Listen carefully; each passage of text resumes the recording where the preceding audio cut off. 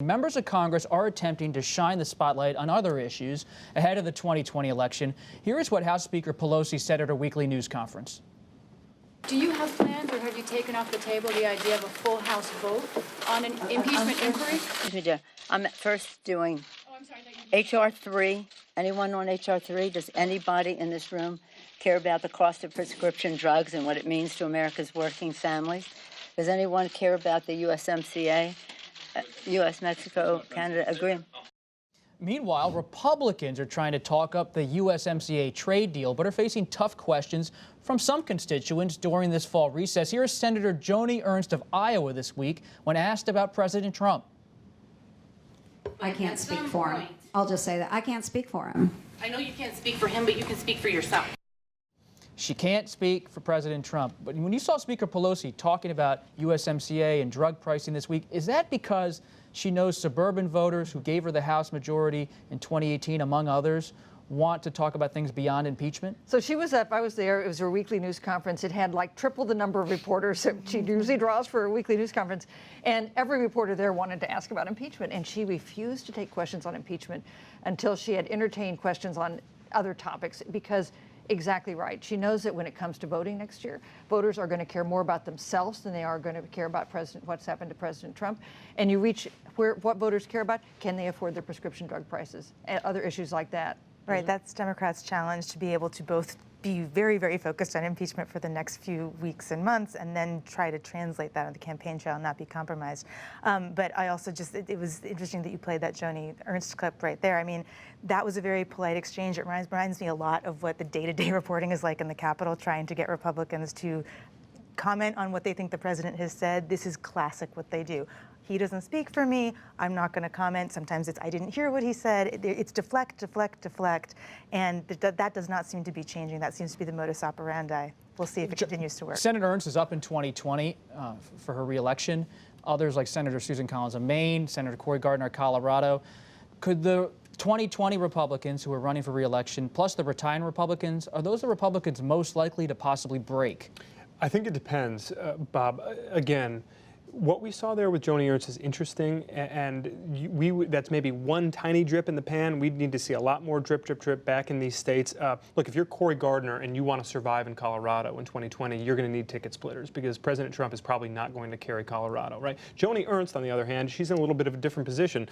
You know, President Trump carried Iowa by a bigger margin than he carried Texas by in 2016. So she may not need the ticket splitters. If she just stays loyal and rides the coattails, then she could be in decent shape. So it's going to be a case-by-case basis, I think, for a lot of those senators. How much does the state of the economy matter as we look ahead to 2020? Well, that's a great question, because today we got the numbers, the latest numbers: 3.5% unemployment, another tick down, 130, I think, 30,000 new jobs. As long as the economy is doing well, that obviously bolsters the president. That's one of the things that kept President Clinton doing well in 1998 when he faced impeachment. If the economy were, in fact, to go south, and there's been rumblings and concerns about that, that might be the kind of thing that begins to change those poll numbers among Republicans, not just Democrats and independents. And if that happens, perhaps Republican lawmakers follow suit. But as long as the economy is doing well, a lot of people say, hey, I don't care about the circus. I got a good job. You wrote the book, you co-wrote the book, Impeachment, about the whole process. What's different now about impeachment versus 1998, 1973, 74? So many things, and yet some things are also parallel, right? You know, back in 1998, you heard Democrats say, this is a coup against an elected president, this is illegitimate, and the Republicans were saying, we're for the rule of law and everything, and now you see the exact opposite. And everybody, you know, where you stand depends on where you sit, obviously.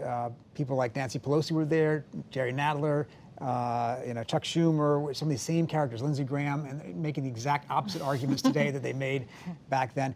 But broadly, of course, the subject matter is so much different, right? That was about lying under oath and obstruction of justice, which were serious, but it was about sex, which seemed less serious, right? This is about the abuse of power in our foreign relations, and it's a more weighty moment. And yet the country is even more polarized than it was back then. I think back then we thought it was polarized. We didn't realize how polarized it could get. You know, I didn't cover Watergate, but I covered the Clinton impeachment, as did you. And this has just so much of stronger feeling of peril for the country on all sides. I think Americans just feel there's something more fundamental at stake. Either defenders of the president feeling like it's an effort to overturn the results of an election, Democrats, opponents of the president, feeling like he's attacked fundamental institutions.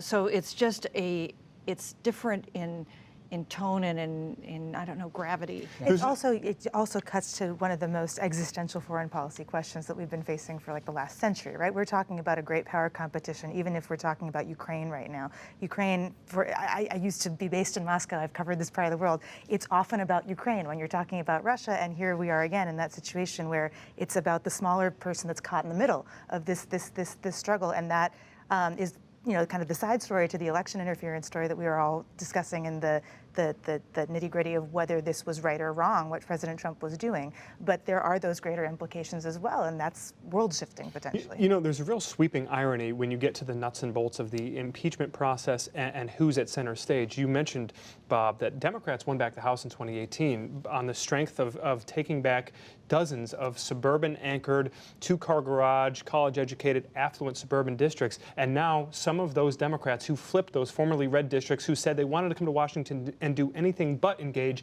in a partisan exercise, now they're in the middle of a partisan exercise, and it's probably going to define their careers.